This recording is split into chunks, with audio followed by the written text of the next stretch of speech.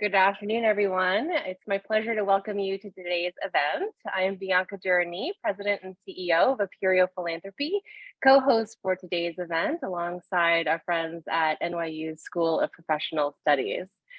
Aperio is a nonprofit consulting firm with a vision for a world in which everyone can thrive. We exist to unleash the power of community to drive change by dramatically expanding resources for nonprofits. Day to day, we work alongside community leaders and fundraisers to develop simpler, faster, and smarter ways to generate revenue for their missions.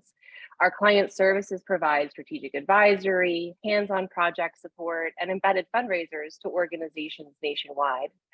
As a firm created to drive change, we're thrilled to be hosting this event series with NYU. For the past few years, we've been facilitating conversations among thought leaders about the role of philanthropy in driving change and solving complex societal problems. Today's event will address housing access and equity. It's my pleasure to turn it over to our co-host for today, Michelle D'Amico. Thanks, Bianca. Hi, everyone. My name is Michelle D'Amico, and I'm the Director of Continuing Education and Public Programs at the NYU SPS Center for Global Affairs, or CGA. Since its founding, our goal at CGA has been to prepare global citizens to make a positive impact in the world. We do this through a variety of activities, including our 2 graduate programs, one in Global Affairs and another MS in Global Security, Conflict, and Cybercrime. We also offer a wide variety of skills and knowledge-based continuing education courses and offer public events such as this that expand upon the topics that we cover in our classrooms. We are very proud to be home to the George H. Heyman Jr. Program for Fundraising and Philanthropy. Through our open enrollment courses and certificates in fundraising and digital fundraising, we offer professionally oriented educational options for those looking to enter or grow within the fundraising field. Courses are taught by practitioner faculty who bring their vast experience, expertise, and networks to the classroom. We'll send a follow-up message to all attendees, so please feel free to reach out to us with any questions you might have about these programs. Additionally, we've also reserved some time at the end of today's event for questions from the audience, so please feel free to submit yours via the Q&A tool. And now I'm delighted to introduce you to today's moderator. Professor K is the director of the NYU Urban Lab, where he recently published NYC's Affordable Housing Crisis in partnership with AIA-NY.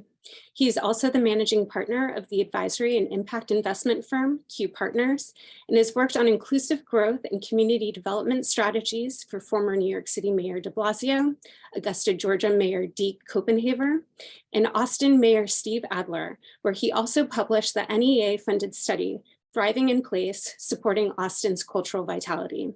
He sits on the Urban Lab Institute's National Public-Private Partnership Council and the Curtis Infrastructure Forum. Matt, the virtual floor is all yours. Thank you, Michelle. Thank you, Bianca. I'm really happy to be a part of this panel. It is truly a great topic. Here we are talking about how philanthropy can advance housing equity. I just want to thank again the Aperio Philanthropy and also George H. Heyman Jr. Program for Philanthropy and Fundraising. I'm really excited to be here. As Michelle said, I'm a professor at the Schack Institute of Real Estate at NYU and also the director of the NYU Urban Lab. At the Schack Institute, we are pleased to have industry professionals across the spectrum of the industry of public and private real estate, and definitely are extremely focused on issues of inclusive growth. The NYU Urban Lab, which I direct, is focused on becoming the country's center for understanding impact real estate. We focus on inclusive growth, including housing and economic development, as well as on sustainable infrastructure and development and public-private partnerships, ESG, and impact formation. As of this fall, we'll be offering a new concentration specifically in impact development. And if you're interested in that, you can reach out to us at SPS. Our model of inclusive growth is based on a UN model called Integrated Local Area Development, also called the quadruple bottom line, which integrates economic prosperity with social equality, environmental sustainability, and cultural vitality. Today, we are talking about how philanthropy can advance housing equity. And we have some key questions that we will be exploring today listed here. I am really excited to explore in this conversation how philanthropists and fundraisers have been, and also should be, approaching support for accessible, affordable, and secure housing. When we address housing concerns, it really requires us as a community of nonprofit leaders, fundraisers, advocates, and people with lived experience themselves to adopt a theory of change based on systems level change. To ground today's conversation, I want us to think about the role colonization has played and continues to play in both housing inequity, the challenge that we're discussing today, and in philanthropy, which is one of the solutions to housing inequity that we're discussing today. So now it's my pleasure to introduce this distinguished panel. As I say their names, they will appear.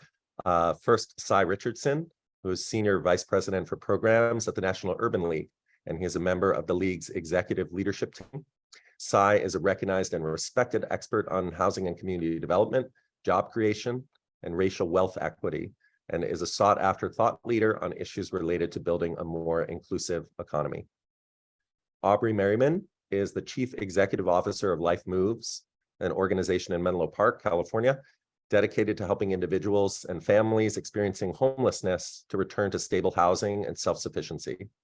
Aubrey also serves on the board of directors for Santa Clara County's Continuum of Care, Opportunity Center HDC Inc., HOPE, which is Housing Our People Effectively, Interagency Council, and KIPP Charter Schools of Northern California, as well as SV at Home.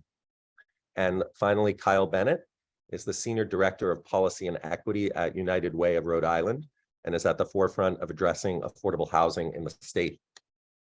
Kyle also serves as the chair of the Housing Resources Commission in Rhode Island, which is the state's planning and policy, standards, and programs agency for housing issues. So as you can see, we have an incredible panel here. I am so thrilled to be with you all and learn from you today. This is really just a great community to bring together to talk about these issues. I want to start with a question for all of you so that we get a little flavor of how you're thinking about this. Housing equity is an incredibly complex issue. For those in the audience who are new to the issue, can each of you help us understand the emerging landscape? What opportunities do you see in the landscape for housing equity? And why is philanthropy specifically important to seizing those opportunities? I'd like to start in the order that I introduced you, if that's all right with you. So Cy, that would make you our first speaker. Sure, I appreciate that, Matt. Thanks very much. You know, the perennial kind of North Star for the National Urban League is to understand the kind of different vectors and variables that fuels and accelerates the racial wealth gap. That's the alpha and the omega of our work. The kind of antecedents of that platform are to understand the various gaps that fuel and animate that kind of societal conundrum. And again, this is where the limitations of government reveal themselves. And I think this is where philanthropy must kind of, cheek by jowl, work with other sectors to kind of understand and support the kind of meta argument we're trying to make, which is equality, while kind of embedded in the Urban League's values and our branding, the equal sign, differs from the urgency requiring equity, which also brings with it the kind of unabashed call and necessity to kind of grapple with race. Race is the, kind of central to what Americana is. And I think, in the kind of post-George Floyd kind of moment and movement, we have, the ability to talk about race unabashedly and unashamedly, and to see people kind of shift uneasily in their seats is part of my job and our role at the moment. And again, talking about what are the boosts and blocks for helping communities of color, households, and their balance sheets preserve and resiliently retain their role in the mainstream systems of civil society.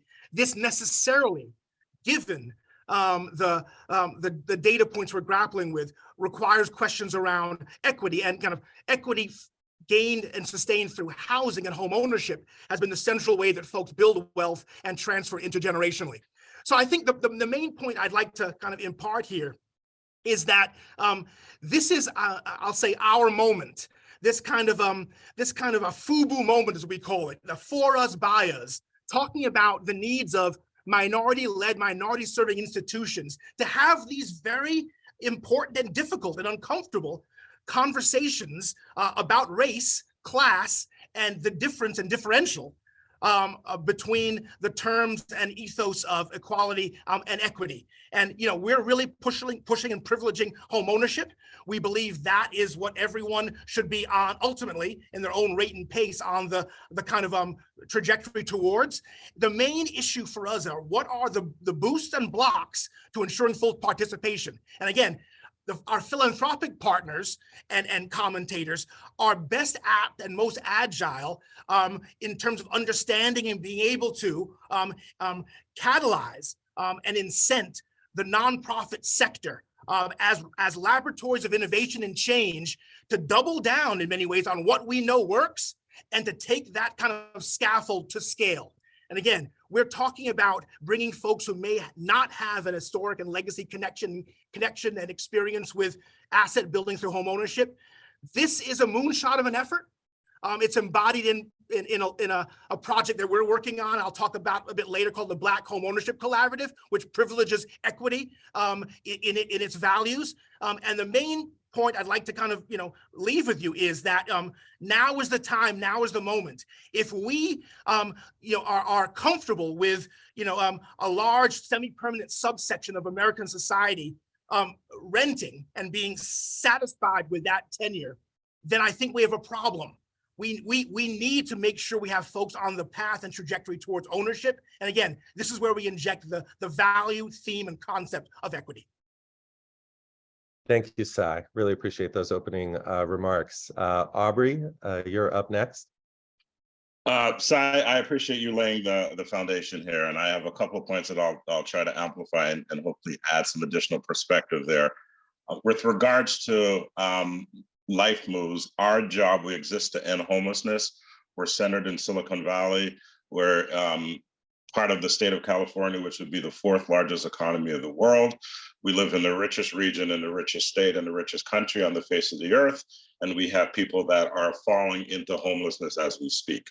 And we're in the middle of a housing crisis, and Life Move's role is to move people off the streets, because we don't believe the streets should be the waiting room to try to access affordable housing and to be able to live in places that are suitable for human habitation. So that's sort of the context. What we see largely is that no matter what philanthropic lens that you use to view housing justice, racial equity is the focal point.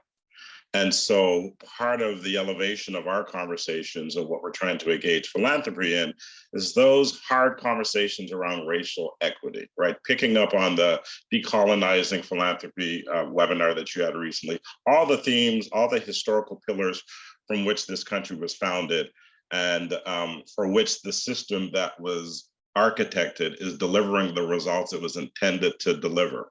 Black and brown folks aren't able to access home ownership. We are disproportionately represented in the population of people experiencing homelessness. We are certainly outside the bubble of home ownership. Most people that rent are Black and brown folks that are renting out there. And so what we find ourselves in California, I'm sure in other states around the United States to different degrees, is this huge housing crisis. And a lot of the work that we are seeing is really around the concept of how do we protect, how do we preserve, and how do we produce enough housing so that everybody can afford to live. And I think it's the confluence of those 3 factors and looking at, are we producing at the right rate, and not producing to the demand, because there is a lot of demand out there, but the demand is for largely middle-class, affordable housing where people are just economically, oppressed from engaging in that. So we suffer from a chronic shortage of affordable housing. And so how do we create more places to live, and as well as improve housing security for people who do not have homes? How do we preserve and protect renters so that they don't find themselves sort of flipped on their head? How do we address and confront the fact that a lot of the COVID protection Eviction moratoriums are starting to fade. How are we positioning policy conversations and narratives around that? How does philanthropy influence some of those policy discussions? And how are we engaging our voices of lived experience that was mentioned before to really help drive the framework for how we want to approach this? The last thing I say as I wrap up these opening comments, Sai, I really loved how you talked about equality and equity. And I would just humbly add too that the racial equity lens separates the symptoms from the causes, and then the racial justice lens brings into view the confrontation of power, the redistribution of resources, and the systemic transformations necessary for real change. And so what we're excited about with today's conversation, and hopefully it triggers momentum around, we have to get past putting micro Band-Aids on macro problems. And I think once we start to expand the conversations, expand the strategies, embrace the moment that we're in, I think that we can create the type of needle moving that's necessary for us to consider ourselves being progressive in this space. Thank you, Aubrey. Kyle, now you can give us maybe the perspective of a funder and fundraiser into the lens that we're looking through here. Thank you, Matthew, and I appreciate both Sai and Aubrey in the opening remarks. At United Way of Rhode Island, our strategic plan calls for the elimination of racial disparities. We focus on racial equity from a perspective of providing a safe, affordable, healthy place for everyone to call home, whether that's home ownership, an affordable apartment, a condo, making sure that everyone lives indoors. They have a place where their belongings remain at night when they leave for work, when they leave for school. During the pandemic, we realized that as we asked people to learn from home and to earn from home, that a significant portion of our population was not only already living outdoors, but there were those who were on the fringe, on the verge, living on a couch of a friend or a neighbor. So they were not safe and stably housed. We also look at it from an income perspective, ensuring that incomes increase to a point where individuals or families are able to earn family sustaining wages, that they can begin to think about and plan for the unexpected, the emergency that comes up when the car crashes and dies and needs repair, when the medical system that doesn't provide enough support for families fails to provide support, and you have to dig in your pocket deeper to get the basic service that you need just to remain healthy enough to go back to school and back to work.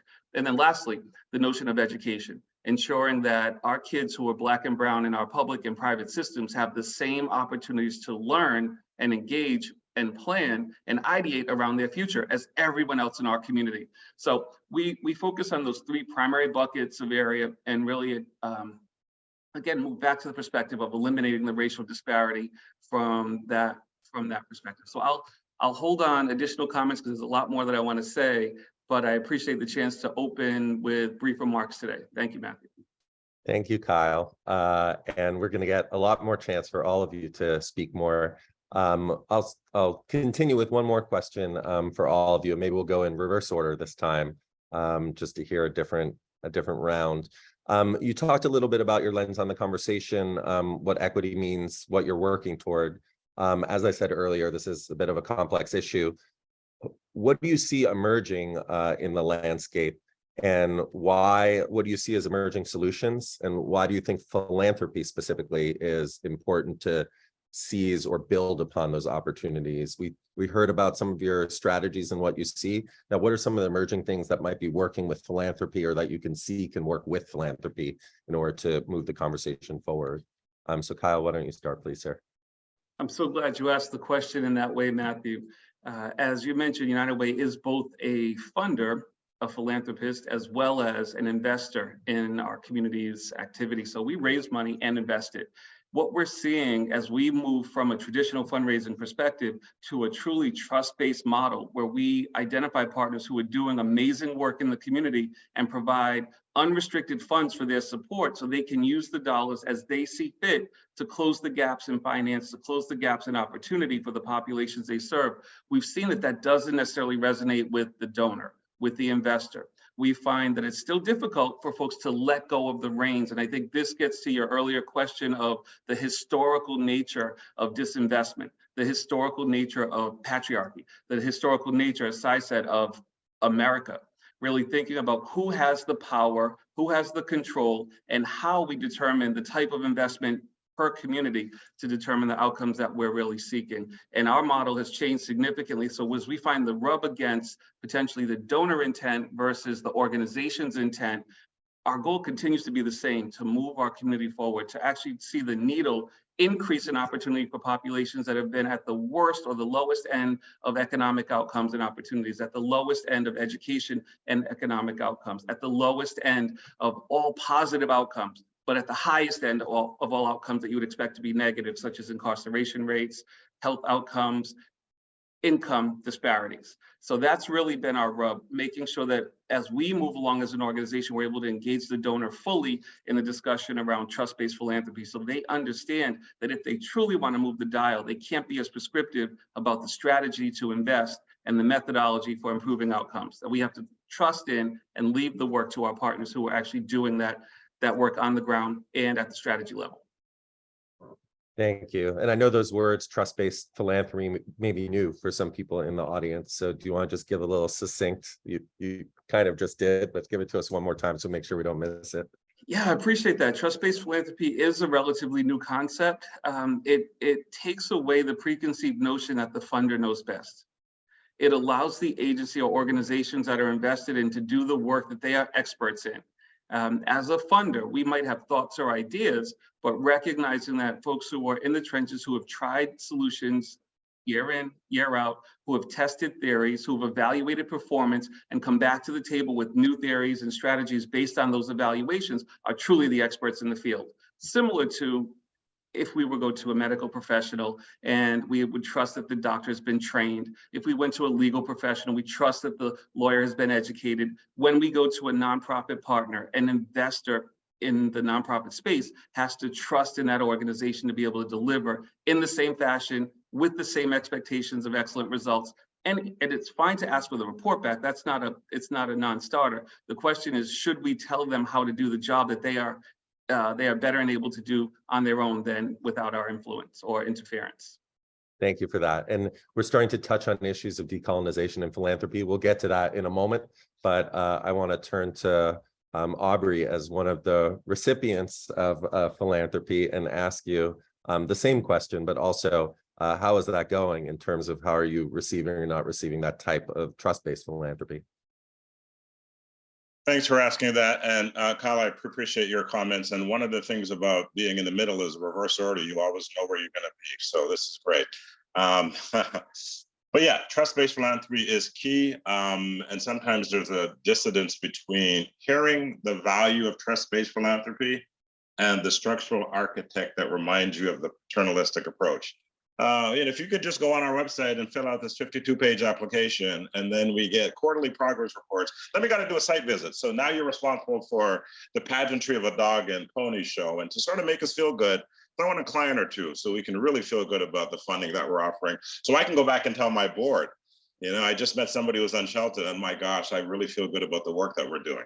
And so I want to be honest about how that dynamic, there's sort of still that artifact that's out there that we live in, that's real.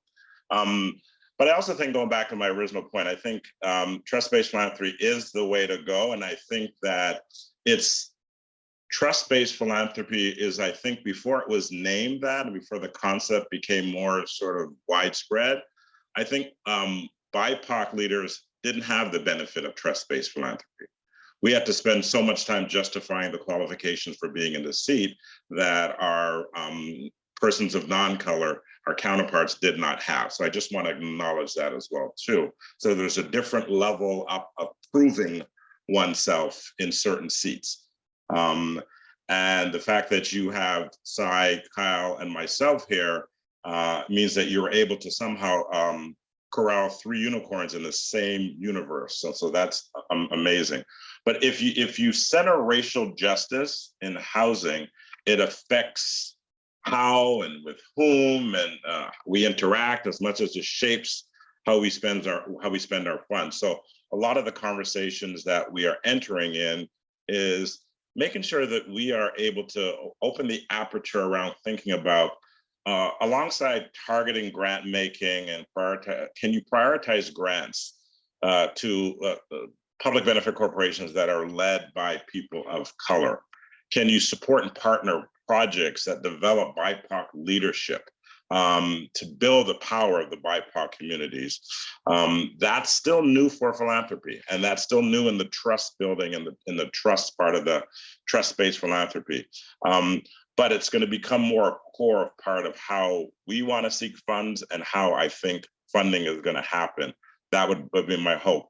I think the challenge and the opportunity for philanthropy is to go beyond the usual networks to find more diverse grantees, right? You sometimes know who you know, and there's some credibility that's built there, and sort of maybe one trade-off for trust-based philanthropy is you have a core group that you trust, and that's your group, right? And so it's hard to expand the sidelines for trust because that takes time, and it's easier to go with what you know.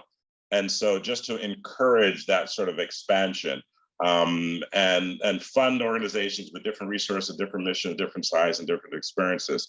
And I think the other thing that I would share too is that as grantees, as people that are on the other side of philanthropy, one of the things that would be really helpful and refreshing is in that trust-based philanthropy relationship is to be incentivized to innovate and fail forward.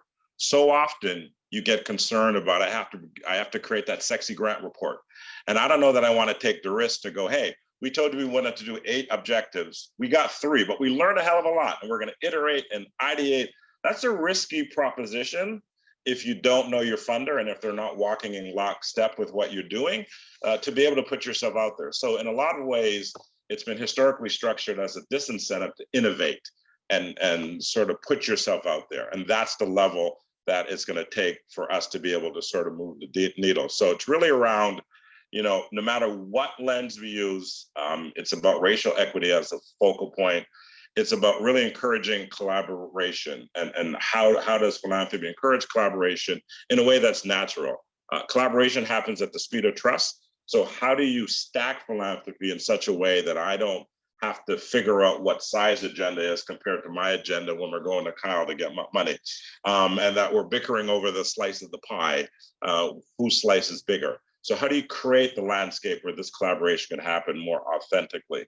And then the last thing is you'll hear as a theme is, how does philanthropy say we are not the experts? Maybe the folks who are running these institutions aren't the experts, but a novel idea. Maybe the people who are living and who have been historically oppressed, who are closest to the issue, may in fact have some insight that might be helpful, right? And so I think that's sort of the positioning. Again, the pandemic created this abrupt paradigm shift. My challenge, my concern is that we don't regress back to the mean and that we don't sort of slowly go back to the structures that we had pre-pandemic. And so that's what I'm seeing. And we're still figuring out how to structure long-term relationships with philanthropy, how to structure long-term relationships with people with lived experience, so that way their choices and perspectives can influence, what we do in a non-tokenized way. And so there is a lot there, but I just think not separating racial justice and the racial inequities from all the conversations. I think of it as a real complicated wheel.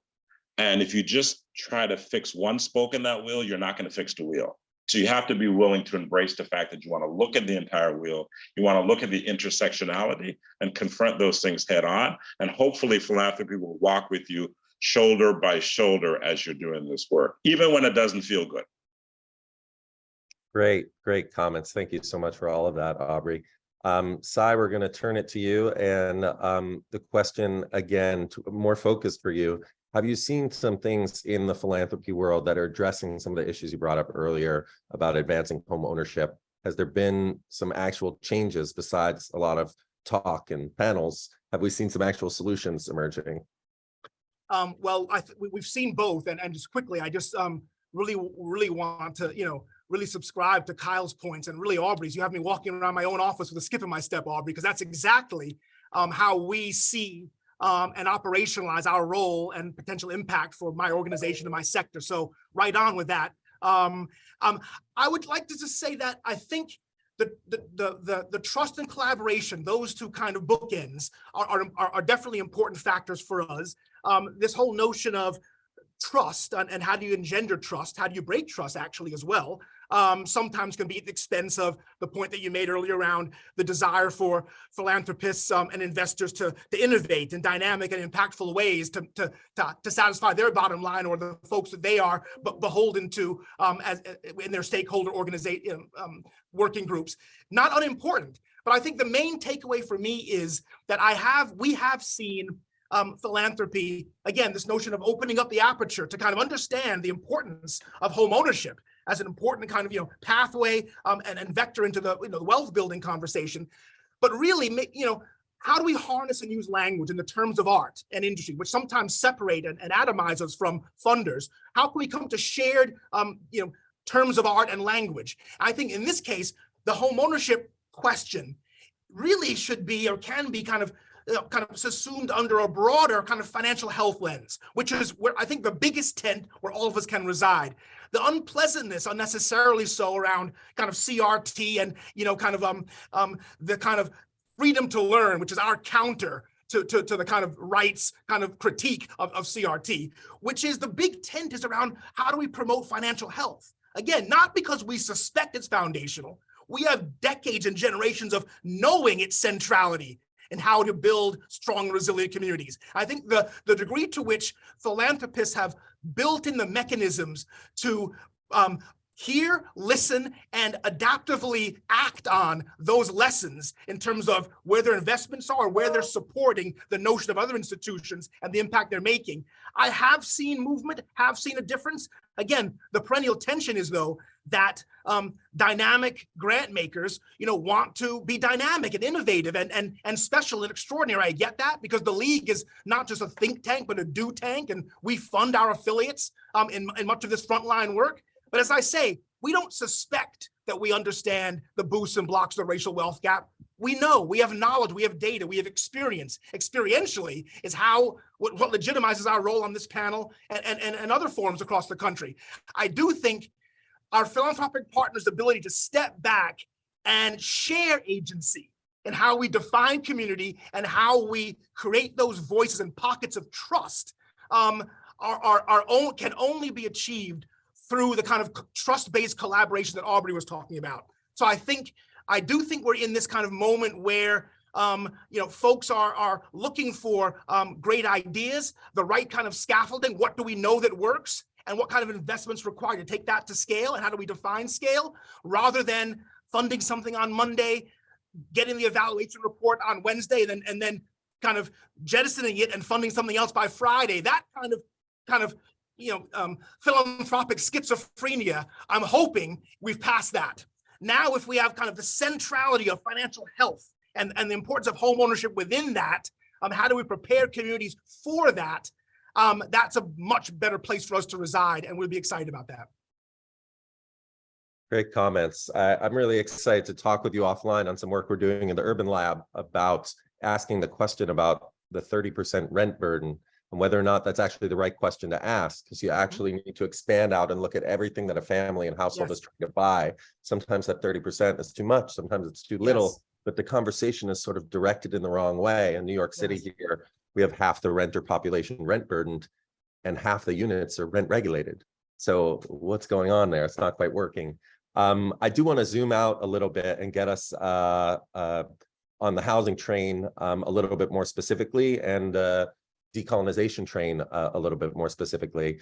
Giving a little background for those in the audience, federal programs, if we go back to urban renewal or through redlining, and even I would argue opportunity zones, have truly exacerbated housing inequity, particularly in communities of color. And nonprofit and philanthropy are complicit in creating this problem of colonization, and yet they're also central to the solution. In the US, the design of philanthropy itself resembles a lot of elements of colonial social architecture. So we have the bureaucracy, the competition, the specialization, and consolidation of power and resources. Historically, philanthropy has reinforced the frameworks of inequity through funding priorities that are dictating solutions from a colonial lens rather than elevating solutions, as Aubrey was talking about, solutions that can be co-designed with communities and giving agency to the communities that are served. One of the issues here is the very structure of philanthropic giving, which is focused on a competition for scarce resources. So in that, as a context, mostly for the audience, I know you all are very aware of all those items, but using that as a jumping off point, I want to go back to you, Sai, and ask, you know, in this movement moment, following the protests in the wake of George Floyd's murder, philanthropists and funders faced a lot of pressure to change both who they funded and how they fund, with more of a focus on racial justice.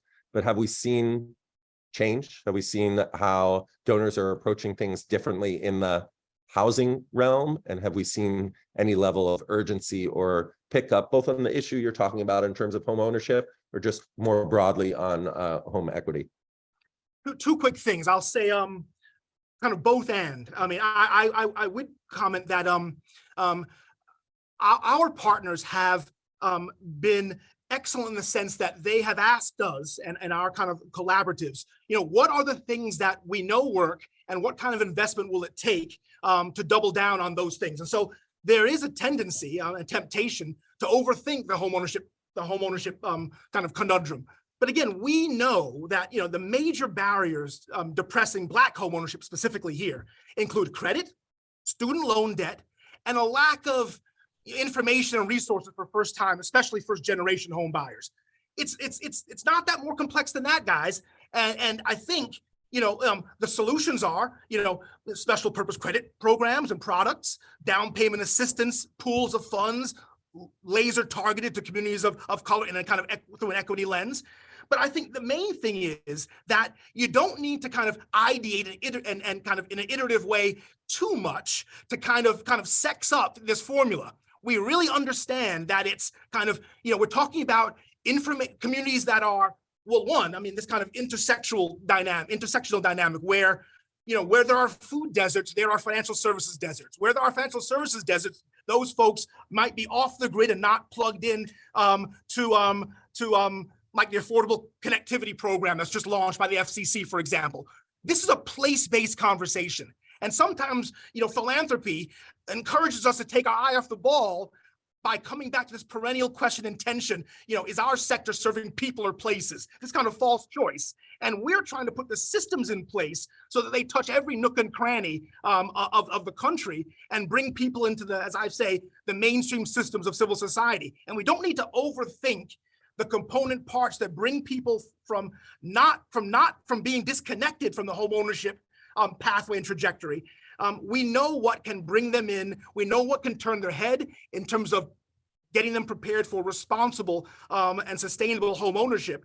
And I do think it's the frontline consumer-facing organizations that are really what I'm talking about. The National Urban League is a national intermediary. We don't serve a soul. We, again, fund our affiliates to test and learn incredible opportunities that we require philanthropy to support, to undergird, and to legitimize. And I think in many cases, it's with other people's money. I think we need to be smart here around how do we, you know, latch on to those things that we know work and talk to every sector in terms of how they can, you know, accelerate and proliferate those ideas and concepts. And so I would say there's that. I do think there has been a little bit of an awakening and a pause and a little bit of a listening.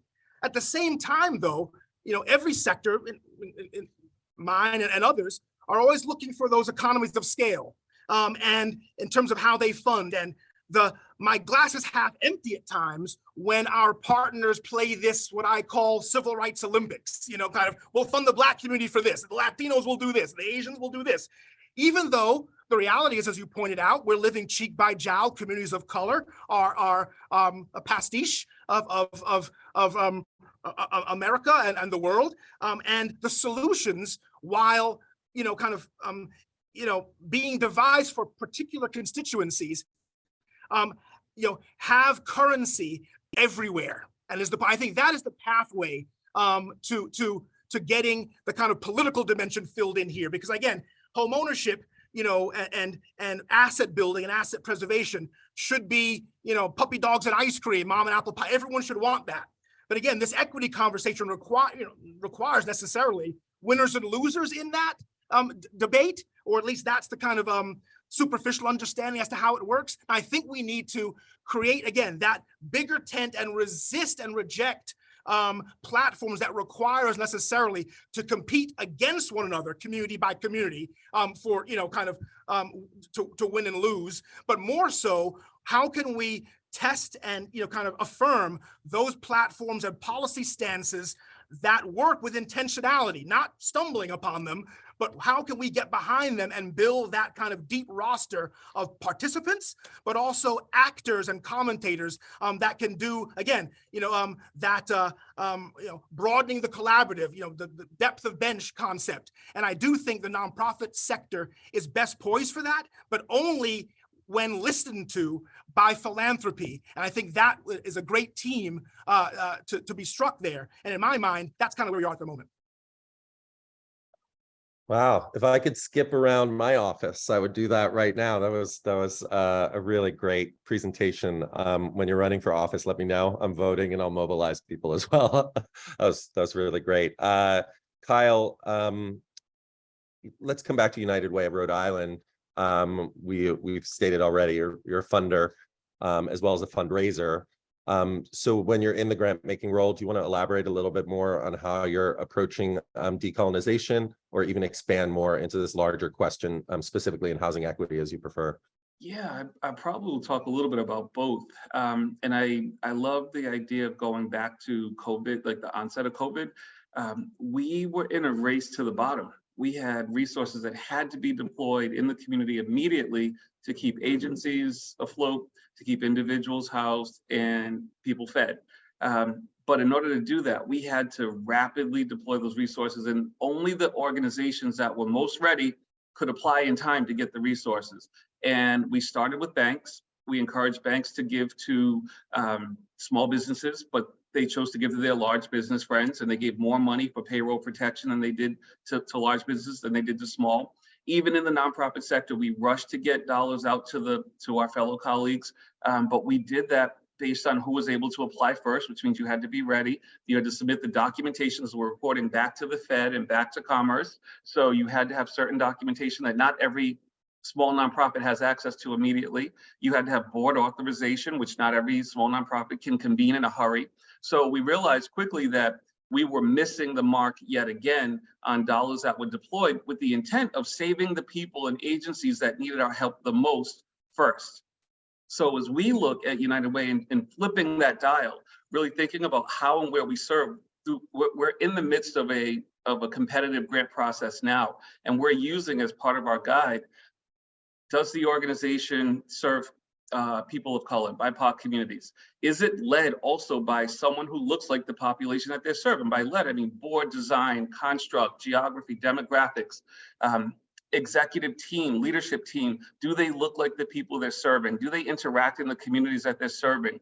Or are they simply doing good work, right? And that happens as well. But by being intentional about where we're deploying resources and who we're looking to partner with for this next round of this current RFP, we hope that what we'll see is that we're using more intentionality around the investment strategy, considering we have limited dollars. So as I think of it from a fundraiser and one that invested in a community, we're trying to live into our values that are steeped in our strategic plan and just about everything else that we do, but also finding it challenging to be intent enough to slow down to a point where we can actually hear from the communities that we're serving.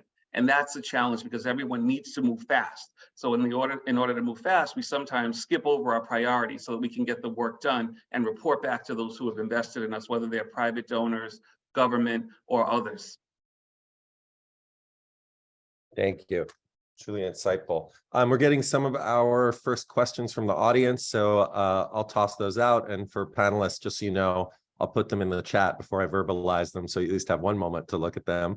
The first one is, how can small foundations with limited funding capacity, say 5 million annually, participate in the movement to advance housing equity in New York? Are there funder collaboratives we can join to combine forces with others? What recommendations might you have? I'd start if I could. Here in Rhode Island, we've partnered with a group that has created a series of reports called the State of Black Rhode Island, and we're looking at how to eliminate the housing disparity for Black Rhode Islanders. And one of the key recommendations is simply creating pools of opportunity to invest by creating alternative financing products, by addressing, as Sai said, the credit disparity that exists, which we know primarily is due to the algorithms that design our credit reporting systems, but also due to the lack of opportunity. You have a chance to create a financing strategy that helps to close the gap in terms of home ownership. You can partner with a local nonprofit, a community development corporation. You can partner with another funder. You can invest with a bank or alongside of a bank, except you're highlighting the specific populations you want to drive change for. So if you have $5 million a year and you invest in something like a revolving fund that has an ongoing opportunity to allow for folks to borrow the money that they need, sometimes to acquire a home, other times to renovate a home so that they can stay in it in an affordable fashion, you now can be closing the gap in terms of home ownership and helping to keep people who are currently housed staying in their housing longer term. If I could just add to that, Matt, great point, Kyle. If I could just add specific to New York, even though we are in New York, the National Urban League, and we have affiliates throughout the state, we have take a national lens to this question. But in New York, this is in many cases where the action's at. So two things I'd say. First is we're a part of the 5-borough housing movement to ensure that the governor's budget includes platforms and practices that make it easier to convert offices to homes, including a tax incentive to help create affordable housing. That is a kind of collaborative built upon, civil rights leaders, labor unions, community action groups, builders and designers, owners, those important components to the housing question that are sometimes behind the scenes. We need allies in that work, in that kind of advocacy, expending shoe leather in Albany and other places to ensure that this becomes a mainstream, not just a nicety, not just an esoteric issue, but central, again, to the meta concern on narrowing the racial wealth gap. And then nationally, I'm the national co-chair of what's called the Black Home Ownership Collaborative, which is a multi kind of cross-sectoral collaborative that has been designed to identify, as I say, the things that we know work. There are 7 recommendations that are statutory, regulatory, and legislative that we believe deserve investment and attention now. Many of them were included in President Biden's Build Back Better initiative. Politics kind of kneecap that, but I do think Neighborhood Homes Investment Act, down payment assistance for communities of color, those are the platforms that have currency that we're looking for supporters. The public-facing dimension to that work is I'd like to draw people towards it. It's 3by30.org. The notion is, how do we generate 3 million net new Black homeowners by 2030? We know the inputs. We know what kind of dials and switches are available to us. In terms of the public sector, the private sector, and philanthropy. I do encourage folks to peruse www.3by30.org to see if we're on the right track. Excellent. We'll get those into the chat here so everyone can see those as well. Thank you. So second question from the audience.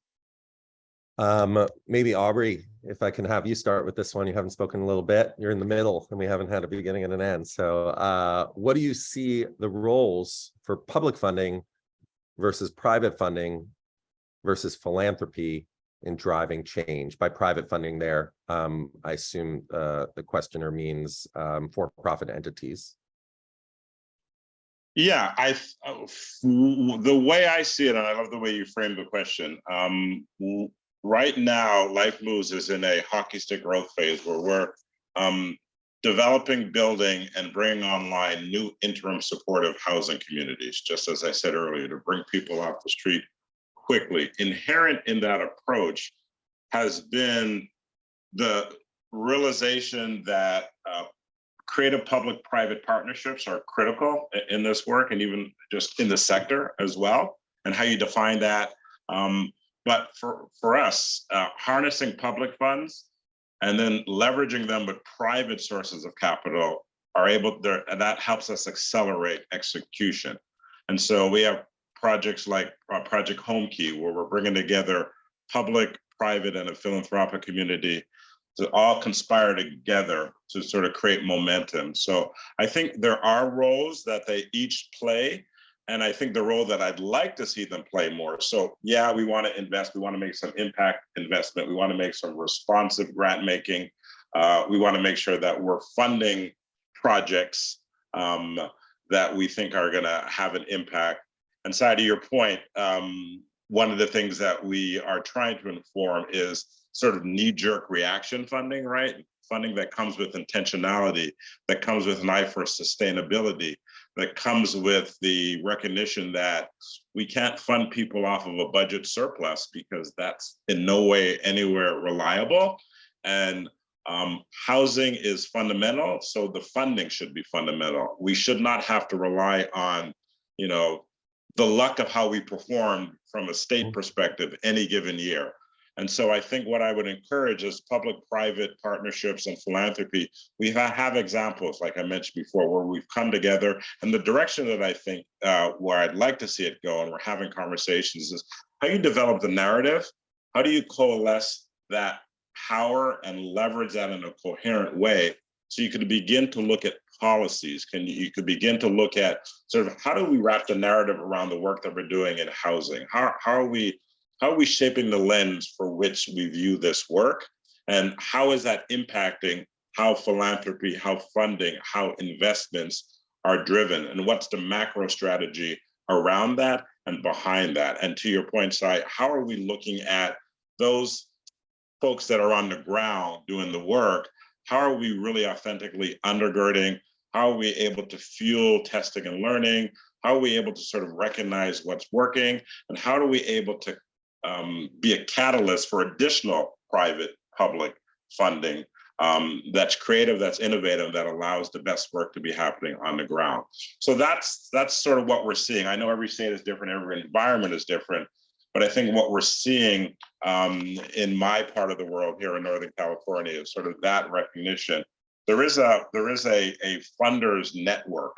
It's the Bay Area's funders network, and it's a partnership between Northern California grant makers and different funders and philanthropic contributors to end homelessness. And so the partnership really draws on bringing together philanthropy to build healthy, thriving communities in Northern California. So as you start having those entities, is how do you get them from vertical silos to more horizontally integrated, to expand and having a more coherent conversation? So that's what we're seeing. I think there is a role, as I wrap up here, there is a role for public-private partnerships. And I think that is also a way to drive and accelerate creativity, both in the funding stream, but in unlocking and unleashing the work and innovation that needs to happen on the ground.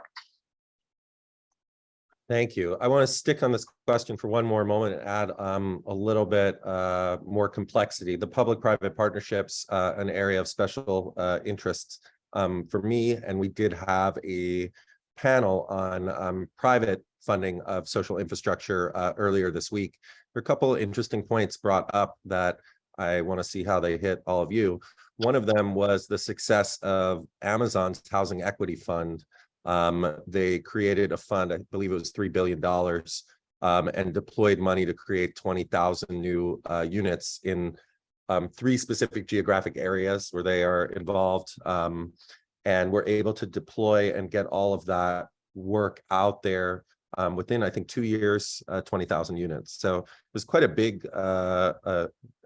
effect, obviously very targeted to where that private entity had implications. But we see this larger impact of all this ESG money. We've seen trillions of dollars raised that is supposed to address environmental, social inequity, and governance issues in communities. I don't know if we've seen any of that money, like Amazon's money, go into local communities to try to get some of these housing outcomes, or maybe from the philanthropic lens, seeing DAF or even PRI, program-related investments, where we could use that 95% corpus actually to be invested in things that are positive for community, and not have on one hand investing in terrible things to the corpus and then using the 5% for something else. So I give you a lot of background to lot of room to move there, but I'm curious if you've seen any other of these trends or think that they might be helpful to you in continuing to pursue housing equity in this new world. Yeah, I'll just weigh in quickly if I could, Matt, to that. The first thing is I do think we need to be mindful. Again, this is a unit of analysis question. I mean, we're talking about billions of dollars in a hurry going to places that may lack or there may be a dearth of institutional actors to facilitate that flow of funds. We don't want to be in the business of waterboarding communities by overflowing them with dollars because there's been a lack of investment and a dearth of institutional actors to help facilitate that kind of special investment. So I think the comprehensive look at places and do they have the readiness and capacity to make use and to optimize that kind of funding is an important question alongside that.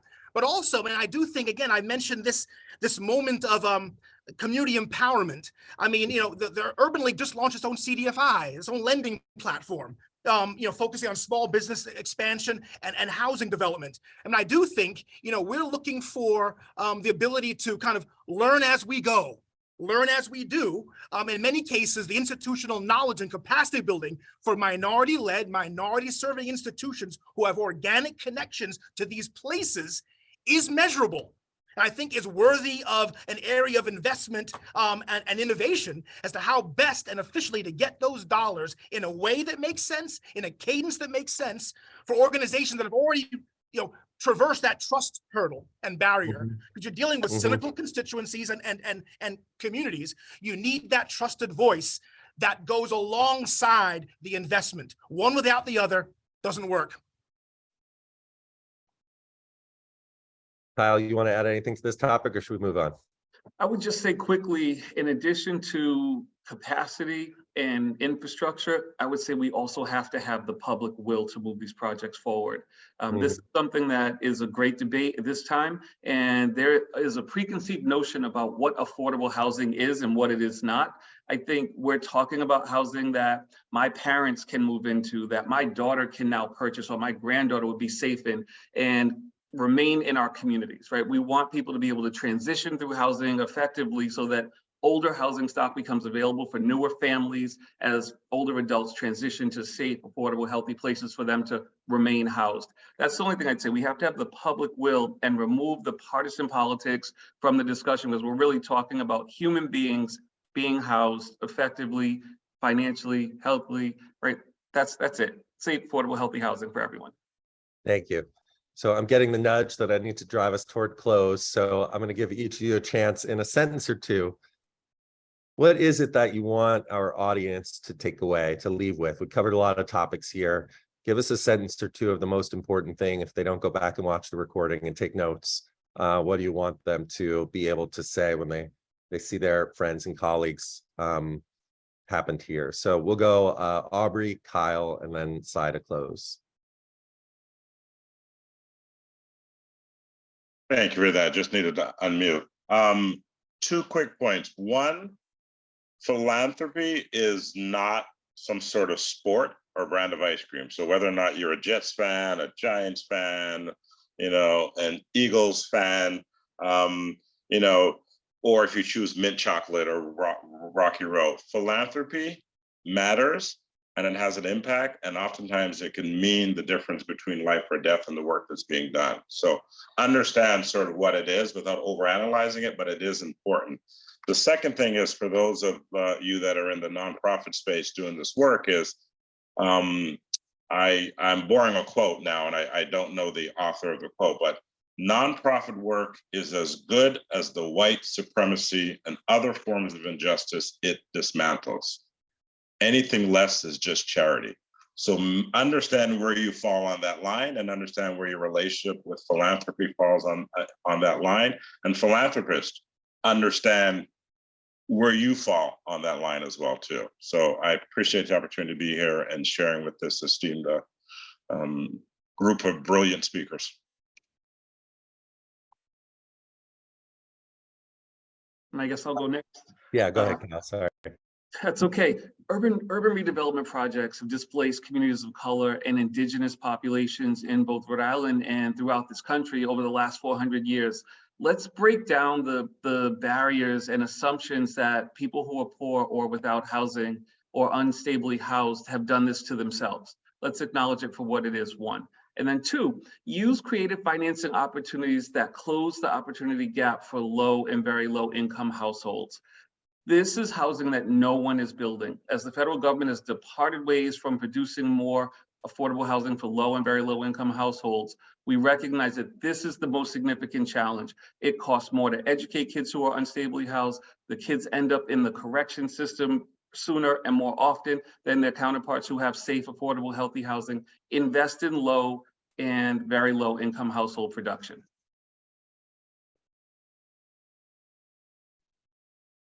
Matt, I'll just say this, and that may be a bit harsh, but for our allies, it's not just what's been said, but by whom. So, a legacy of housing and lending discrimination, which excluded Black and brown households from communities, denied them access to credit, and constrained opportunities to build household equity, all contributed significantly to the homeownership gap we witness today between African Americans and white Americans. So to my philanthropic allies and partners, it's showtime. You're on. Excellent. Thank you, Cy. Thank you, Kyle. Thank you, Aubrey. Thank you all for joining us for How Philanthropy Can Advance Housing Equity, which is a collaboration between Aperio Philanthropy and the George H. Heyman Jr. Program for Philanthropy and Fundraising within NYU SPS Center for Global Affairs. Thanks so much to our co-hosts, Bianca and Michelle, and all of you have a great day.